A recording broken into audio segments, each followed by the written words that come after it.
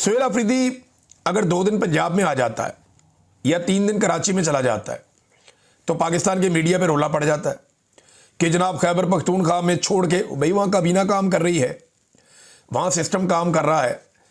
एक वज़ीर आला ज़्यादा टाइम अपने सूबे में गुजारता है, वहाँ काम करता है। एक दिन का कुछ हिस्सा कभी कभी वो आकर अडियाला जेल के बाहर खड़ा हो जाता है कि मेरी मुलाकात का दिन है, मेरी मुलाकात करवाओ।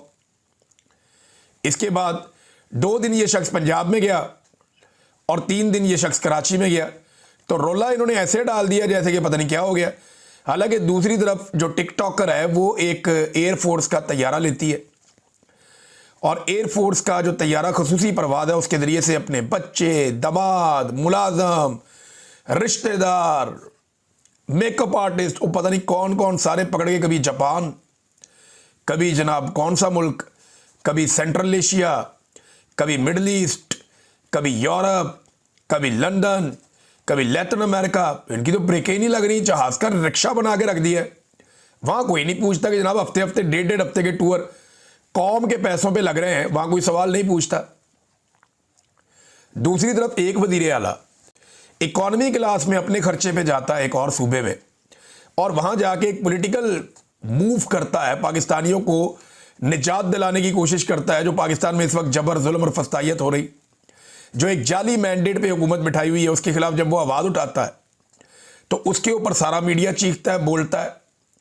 लेकिन दूसरी तरफ जब राजकुमारी जाती है पूरा पूरा टब्बर लेके, मुलाजमों को लेके, खादमाओं को लेकर, और वो दुनिया के कई मुल्कों में जा चुकी है अब तक, और कई कई दिन के टूर्स, हफ्ते हफ्ते 1.5 हफ्ते के टूर्स करके आती है, तब कोई सवाल ही नहीं पूछता, तब कोई बात ही नहीं करता। वो अपने साथ चीफ सेक्रेटरी को भी ले जाती है सामान उठाने के लिए। वो चीफ सेक्रेटरी बेचारा पीछे पीछे मुलाजमों की तरह फिर रहा होता है, वहां कोई सवाल नहीं उठाता। यहां जनाब सारे सवाल उठा रहे हैं। हालांकि वो चीफ सेक्रेटरी को भी छोड़ के गया, आईजी को भी छोड़ के गया, सारे ब्यूरोक्रेट को छोड़ के गया कि जनाब आप अपना काम करते रहें। ये एक बड़ी अजीबोगरीब और एक मुनाफकत है पाकिस्तान की मीडिया की, जो पाकिस्तान तरीके इंसाफ के मामले में पाकिस्तान का मीडिया दिखा रहा है। नाज़रीन, एक और पाकिस्तान में कट्टा खोला हुआ है सबने मिलकर, और सहाफ़ियों के जरिए ये कट्टा खोला गया। कुछ सहाफ़ी इस कट्टे को खोलते हैं, कुछ इसको बांध देते हैं। कुछ कहते हैं जी एक नया वंडर बॉय लाया जाएगा, कुछ कहते हैं जी कोई नया वंडर बॉय नहीं आएगा, कुछ कहते हैं जी शहबाज शरीफ को चंद महीने का टाइम मिल गया, शहबाज शरीफ की छुट्टी होने वाली है, लिहाजा नया वज़ीर आज़म लाया जाएगा, उसके बाद या कोई कौमी हुकूमत बना दी जाएगी। ये सब आपको बेचने के लिए सौदा है, ये तवज्जो भटकाने की कोशिश है। ये सारे ना एक दूसरे की इंश्योरेंस पॉलिसी है। आसिम मुनीर को शहबाज शरीफ जैसा वज़ीर आज़म मिल ही नहीं सकता।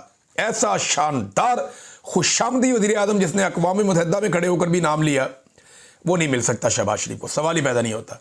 आसिम मुनीर को ऐसा वज़ीर आज़म नहीं मिलेगा, जो मर्जी चिराग लेके ढूंढे, इतना खिदमत गुजार आदमी नहीं मिलेगा। तो इसको क्यों छोड़ेगा वो? दूसरी बात यह है कि शहबाज शरीफ को आसिम मुनीर जैसा आर्मी चीफ भी नहीं मिलेगा कि 17 सीटों से उठा के वज़ीर आज़म पाकिस्तान बना दिया, और ना सिर्फ 17 सीटों से उठा के पहले वज़ीर आज़म पाकिस्तान बनाया, फिर उसके बाद आहिस्ता आहिस्ता आहिस्ता आहिस्ता करके सादा अक्सरियत भी दिलवा दी। और अगर इसी तरह हालात रहे तो ये 2/3 अक्सरियत भी दिला देंगे। तो शहबाज शरीफ को ऐसा, ये एक दूसरे की इंश्योरेंस पॉलिसी है, ये एक दूसरे के बगैर सांस भी नहीं ले सकते, क्योंकि इन सबको डर है कि इमरान खान और इमरान खान का क्राउड इनको खा जाएगा। तो इमरान खान से बचना है तो इन्होंने एक दूसरे के पीछे छुपना है। मिलिट्री एस्टेब्लिशमेंट ने इन्हीं सियासतदानों के पीछे छुपना है और इन्हीं सियासतदानों ने मिलिट्री एस्टेब्लिशमेंट का सहारे चलना है। इसके अलावा इनके पास रास्ता कोई नहीं है। अब ये वंडर बॉय कहां से आएगा? भाई वंडर बॉय कहता है, कोई बंदर बॉय कहता है, कोई कहता है एलिफेंटर बॉय कहता है, कोई जनाब मुझे अभी मैं एक और डंगर बॉय भी सुन रहा था मैं। ये सारे काम डंगरों वाले ही हो रहे हैं पाकिस्तान में। ये जोन सा मर्जी बॉय ले, पाकिस्तान नहीं चलना इनसे।